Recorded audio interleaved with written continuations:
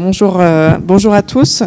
Avant de vous parler de la loi devoir de vigilance et de ce cas qu'on a lancé contre Total, je voulais revenir un peu sur la bataille qu'on mène aussi contre les lobbies, parce qu'il y a une prise de conscience en effet aujourd'hui, mais qui était portée déjà par un certain nombre d'associations et de citoyens, du fait que la crise écologique et la crise climatique exigent qu'il y ait un changement de système. C'était le slogan qui est maintenant repris partout, de changeons le système, pas le climat.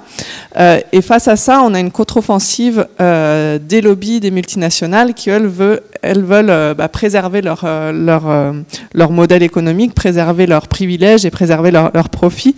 Alors, ils utilisent notamment ce qui peut être connu, les tribunaux d'arbitrage international, comme ça a été dans les projets du TAFTA et comme il y a aussi dans le CETA, l'accord avec le Canada, mais ils utilisent bien d'autres armes et on parle beaucoup du poids économique des multinationales, mais elles ont surtout aussi un poids politique très important au travers de leurs lobbies, et les lobbies on les retrouve dans tous les secteurs, mais c'est vrai que le secteur énergétique, quand on regarde les chiffres, que ce soit au niveau de l'Union européenne, aux États-Unis ou en France, les lobbies énergétiques sont parmi les plus puissants, donc les plus puissants en termes de puissance économique, en termes de nombre de lobbyistes qu'ils ont, en termes de nombre d'associations professionnelles, comme ils peuvent les appeler, qui les représentent, qui leur permettent de multiplier artificiellement les voix pour en fait dire la même chose, alors que c'est les mêmes personnes derrière.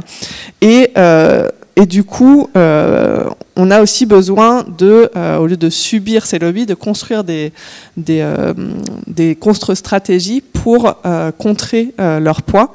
Ça passe. Donc nous, aux Amis de la Terre, on a décidé vraiment d'en faire un axe spécifique de travail à côté de nos campagnes qui peuvent être sur les multinationales, sur les banques, sur le changement climatique, sur l'agriculture. On a depuis 2 ans créé un axe de travail qui est finalement transversal sur la question du lobbying, qui passe d'une part par la mise en lumière de ce qu'est le lobbying, parce qu'en fait, on a beaucoup la face visible du lobbying, finalement, c'est le poids des lobbies au Parlement, alors que finalement, le Parlement, c'est l'instance qui est la plus transparente et qui est en bout de chaîne. Le lobbying, il s'exerce en amont sur le gouvernement et même sur d'autres instances, et surtout c'est pas seulement au terme de propositions d'amendements ou autres que se fait ce lobbying de couloir, mais c'est aussi au travers ce qu'on appelle le pantouflage, donc les allers-retours qu'il y a de hauts fonctionnaires entre le secteur privé et les instances décisionnelles. Donc on a par exemple révélé là dans un rapport qu'on a sorti avec d'autres organisations que parmi le CAC 40, on a 15 firmes, 15 entreprises dont le PDG, directeur ou président du CA du conseil d'administration est issu de la haute fonction publique. Donc il y a une porosité finalement entre l'État qui doit réguler et les entreprises qui doivent être régulées. Et on a depuis une vingtaine d'années, vraiment les entreprises multinationales ont réussi à se légitimer petit à petit comme des acteurs essentiels des processus de décision politique même. Donc on le voit au travers de ce qu'on appelle aussi les espaces de décision multiparties prenantes. Donc faussement, on va mettre ensemble le MEDEF, les syndicats de travailleurs, les associations, tous ensemble, comme si on allait pouvoir se mettre d'accord, dégager un consensus, alors que ces espaces nient d'une part l'égalité des forces, la symétrie de pouvoir qui existe, le fait aussi qu'on privilégie plutôt un certain type d'expertise, on va dire, bah oui, les entreprises, quand même, elles connaissent mieux parce que c'est leur activité. Par contre, les associations ou les citoyens affectés, bah, eux, ils n'ont pas la connaissance ou la légitimité. Et par ailleurs, ça nie surtout le fait que on est ici avec des entités qui sont en train de défendre des intérêts privés et en face d'autres entités qui essayent de défendre l'intérêt général. Et on les met sur le même plan. Donc ça pose fondamentalement problème. L'autre chose qu'on a fait dans les premières enquêtes là, depuis la création de ce programme sur les lobbies, c'est une enquête sur le lobbying auprès du Conseil constitutionnel et du Conseil d'État. Donc c'est 2 instances qui se retrouvent, qui sont censées être au-dessus de tout et au-dessus de tout soupçon aussi peut-être, et qui sont au debout de la chaîne législative. Donc le Conseil d'État, quand il y a un projet de loi qui est présenté par le gouvernement, il doit donner son avis avant qu'il soit transmis au Parlement. un avis pour savoir si ce projet est a priori conforme à la Constitution. Le gouvernement n'est pas obligé de suivre cet avis, mais le plus souvent il le suit. Et le Conseil constitutionnel, lui, va intervenir à l'autre bout de la chaîne. Une fois qu'une loi a été adoptée, il peut être saisi par notamment 60 parlementaires d'un avis de constitutionnalité. Donc on va les saisir de savoir si oui ou non la loi qui a été adoptée est constitutionnelle. Et là, ce qu'on a vu, c'est que tant le Conseil constitutionnel que le Conseil d'État avaient de plus en plus de censure ou d'avis défavorables à des propositions, donc des lois, des dispositions de loi qui avaient été adoptées, au nom, en défendant la liberté d'entreprendre, le droit de propriété, etc. Donc en fait, tous les arguments de ce qu'on appelait même les droits et libertés des entreprises, et qui du coup faisaient qu'on n'avait pas, que même si l'objectif d'intérêt général de la loi était reconnu, on estimait que le but poursuivi n'était pas suffisant pour porter cette atteinte à cette liberté d'entreprendre ou la propriété privée. Donc on a révélé ça dans une enquête qui s'appelle les sages sous influence. Et suite à ça, on a aussi décidé de faire un recours contre le Conseil constitutionnel. On savait que le recours allait être assez compliqué, parce que c'était un recours contre le Conseil constitutionnel au Conseil d'État, sachant qu'ils sont assez potes. Mais ce recours, c'était aussi pour mettre en lumière le fait que personne ne contrôle le Conseil constitutionnel. Et ça nous a permis aussi de faire une pression, de mettre le débat sur la place publique et de faire une pression à travers ça sur le Conseil constitutionnel. Et notamment, ce qu'on demandait, c'est qu'ils rendent transparents qui rendent public ce qu'on appelle les portes étroites, c'est des contributions extérieures qui reçoit principalement de lobbies qui influencent ces décisions. Parce que nous, quand on a vu par exemple sur le cas de la loi Hulot, là c'était sur le Conseil d'État, on avait eu le projet de loi qui nous avait été soumis avec d'autres associations, syndicats, etc. Et 2 semaines après, le projet de loi est transmis au Parlement et il avait complètement changé. Ce qui s'était passé entre les deux, c'était l'avis du Conseil d'État. Et en lisant l'avis du Conseil d'État, moi je retrouvais noir sur blanc des arguments des lobbies. Et donc en effet, on a réussi à accéder concrètement aux contributions qui avaient été envoyées. C'était une contribution du MEDEF, une contribution des lobbies pétroliers et d'une entreprise pétrolière. Et on a vu ce copier-coller entre ce qui avait été proposé par les lobbies et l'avis du Conseil d'État. Et il se passe la même chose au Conseil constitutionnel, sauf qu'on n'avait aucun accès à ces contributions. Et donc on a perdu notre recours, mais par contre on a réussi à ce que suite à cette pression publique qui a été faite sur le Conseil constitutionnel, qui décide de rendre transparentes ces portes étroites. Et ça, c'est qu'un premier pas, c'est que de la transparence, mais c'est vrai que ça va... Logiquement, les lobbies vont faire un peu plus attention à ce qu'ils envoient au Conseil constitutionnel parce qu'on va le savoir. Et le Conseil constitutionnel, normalement, va faire un petit peu attention dans ses copier-coller pour être plus redevable de ses décisions. Donc, comme je disais, donc, ne pas suivre ces lobbies, c'est mettre en lumière ce qu'elles font pour le faire connaître et pour les contrer. On a aussi eu, il y a 2 semaines, l'exemple de l'amendement, je ne sais pas si on avait entendu parler, un amendement sur l'huile de palme qui avait été voté en catimini à l'Assemblée nationale. On a tout de suite mobilisé sur Twitter, sur les journalistes, etc. Et en 24 heures, cette pression publique a permis non seulement de mettre la pression sur les députés qui se sont dit mince, j'aurais pas dû voter ça, ou mince, j'étais pas présent en séance, j'aurais dû être là, et même sur le gouvernement qui a demandé de façon assez extraordinaire que l'amendement soit revoté, et donc on a réussi ce retournement. Mais plus globalement, ce qui est important, c'est de s'organiser en tant que société civile, en tant que citoyen, pour remporter des victoires et pour nous aussi porter des recommandations concrètes et les faire passer face au lobby. Et donc, c'est là notamment, c'est vrai que souvent c'est les lobbies qui gagnent, mais c'est pas toujours le cas. Et on peut citer notamment donc ce grand combat qu'on a eu avec d'autres associations et syndicats pendant le quinquennat précédent. Donc, on avait cette fenêtre de tir de 5 ans pendant que la gauche était au pouvoir. On avait réussi à obtenir un engagement de campagne de Hollande avant qu'il soit président.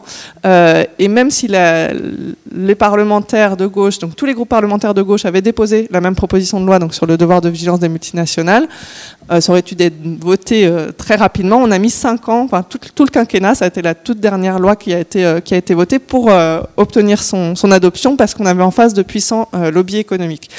Et bon, je ne vais pas vous raconter toute l'histoire parce qu'elle est longue, mais les leçons qu'on peut en tirer, Donc c'est une loi qui fait 3 articles, hein, c'est une très court, et qui est pionnière dans le sens où elle reconnaît pour la première fois dans la loi la responsabilité légale des maisons mères des multinationales, des entreprises donneurs d'ordre sur les activités de leurs filiales, sous-traitants et fournisseurs, que ce soit en France ou à l'étranger. Parce que jusqu'ici, on ne pouvait pas faire des recours juridiques contre les maisons mères des multinationales. Puis ils disaient, ah bah oui, mais moi je suis Total en France, mais Total en Argentine ou au Nigeria, rien à voir, c'est ma filiale. Si elle fait des choses qui ne vont pas, c'est elle qu'il faut aller voir. Et donc, il y avait une grosse difficulté d'accès à la justice, sachant que dans de nombreux pays où elles opèrent, les multinationales profitent soit des vices juridiques, soit de la faiblesse institutionnelle qui peut exister pour justement violer les droits humains et détruire l'environnement en toute impunité.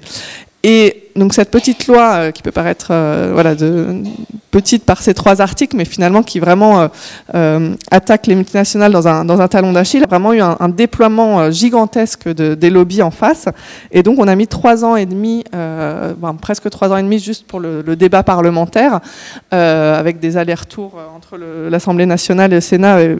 J'ai beaucoup appris sur le fonctionnement des institutions, parce qu'ils ont vraiment sorti toutes les motions, dont une qui avait été utilisée qu'une fois dans la Ve République pour essayer de renvoyer, arrêter tout débat en France jusqu'à ce que l'Union européenne adopte une directive sur le sujet. Mais on a réussi. Pourquoi on a réussi à le faire adopter? Parce qu'on était un collectif très unique qui rassemblait à la fois des associations et des syndicats. Donc cette alliance association-syndicat est vraiment très importante et on essaye de le développer sur de nombreux sujets, notamment aussi sur le sujet indispensable de la transition énergétique et de la reconversion industrielle, parce qu'il faut qu'on garantisse qu'il y ait une transition énergétique, mais que ça soit une transition juste aussi pour les travailleurs. Donc sortir de cette opposition qu'il peut y avoir parfois entre associations écologistes et syndicats. Et on a tenu bon pendant ces années, et aussi parce qu'on a allié à la fois un travail de plaidoyer concret, donc d'aller rencontrer les décideurs, que ce soit le Parlement, le gouvernement, quand ils voulaient bien nous recevoir, etc., et un travail de mobilisation de l'opinion publique, de mobilisation des médias, pour montrer que ce qu'on portait était légitime et important. Et donc cette loi a été adoptée aussi parce que Emmanuel Macron est parti du gouvernement pour être candidat, c'était un des gros opposants, et maintenant elle est entrée en vigueur en 2017, et cette année c'est la première année où on peut utiliser les outils juridiques, les mécanismes juridiques qui existent dans cette loi, et donc il y a notamment le cas dont parlait Marie, d'une action contre Total sur la question du climat, et nous aux Amis de la Terre avec l'association Survie et 4 associations ougandaises, on a lancé une action aussi contre Total, mais cette fois-ci très précise sur un méga projet pétrolier qu'ils ont en Ouganda, au cœur d'une aire naturelle protégée, et qui est en train d'accaparer les terres de dizaines de milliers de personnes. Et donc c'est la toute première action en justice utilisant cette loi, et on a utilisé ce qu'on appelle une procédure de référé, une procédure d'urgence vu l'urgence sur le terrain, parce qu'il y a déjà près de 5000 personnes qui ont été expropriées, il y en a des dizaines de milliers qui vont être expropriées, et ils sont obligés de signer de la cession de leurs terres parce il y a des pressions, des intimidations, et alors même ils ont même l'interdiction d'utiliser leurs terres avant même de recevoir la compensation financière. Et on aura une audience, et je vous appelle à venir pour ceux qui sont intéressés. L'audience aura lieu au tribunal de grande instance de Nanterre le 12 décembre. Donc voilà, c'est la première. La bataille sera longue parce qu'on reste, même si on a cette arme juridique, on reste face à Total. Mais c'est un nouvel outil qui est dans les mains des citoyens et des communautés affectées. Et comme disait Marie, l'outil juridique, et comme là on l'a fait aussi au travers de ce recours contre le Conseil constitutionnel, c'est jamais un outil qu'on utilise seul. C'est-à-dire que c'est le fait même en fait d'avoir ce recours, ça met la pression sur Total, et donc c'est aussi un outil de campagne publique et de pression sur l'entreprise, quel que soit le résultat finalement juridique. Mais ce qui est sûr, c'est qu'on a besoin en effet du soutien de tous pour essayer de remporter cette victoire. Voilà. Et oui, non, juste une dernière chose pour ceux qui ça intéresse, il y a un petit livre qui vient de sortir, qui est écrit par Olivier Petitjean, qui est un journaliste de l'Observatoire des multinationales avec qui aussi on travaille beaucoup sur nos enquêtes sur les lobbies, qui s'appelle Devoir de vigilance, une victoire contre l'impunité des multinationales, et qui du coup raconte à la fois ce qui est spécifique et important dans cette loi du point de vue de son contenu, comment ces 3 petits articles sont quand même des articles d'une loi qui change vraiment la donne par rapport à l'architecture d'impunité dont bénéficient les multinationales aujourd'hui, et raconte aussi tout le combat sur la forme et comment justement côté société civile, quelques petites associations et syndicats ont pu cette fois-ci remporter une victoire contre les lobbies. Donc voilà, c'est aux éditions Charles Léopold Meyer et je vous encourage à le lire, ça vient tout juste de sortir.